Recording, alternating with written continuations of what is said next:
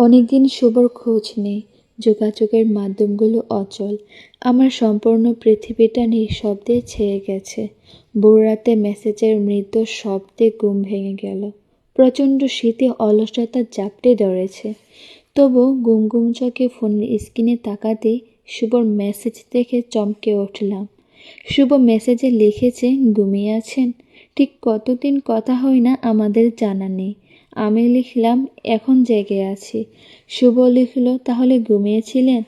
আমার বুকে কত শত কথা জমা হয়ে আছে, কত শত কথা জানার আছে।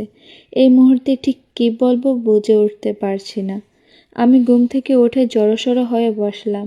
লিখলাম, এতদিন কোথায় ছিলেন?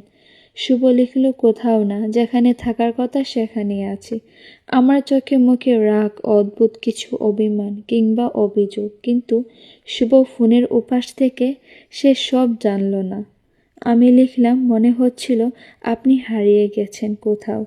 আপনি নেই, চারদিকে কেমন একটা শূন্যতা। শুভ লিখল, বাহরে, আমার অনুপস্থিতি এতটা বিষাদময় জানতাম না তো। কথাটা কেমন জানি সূচের মতো বুকে বিঁধল। আমি অভিমান নিয়েই লিখলাম, পরিচিত একটা মানুষ হঠাৎ কোথাও নেই, নিরুদ্দেশ, তার ছায়াটাও নেই। চিন্তা হবে না? শুভ লিখল, এত ভাবেন আমায় নিয়ে? কই, কখনো তো একটু খোঁজ নেন না নিজ থেকে। হঠাৎ অদ্ভুত একটা কষ্ট সারা শরীরে বয়ে গেল। আমি লিখলাম, আপনি আছেন, আপনার অস্তিত্ব আছে, ভালো আছেন, নিজের মতো আছেন।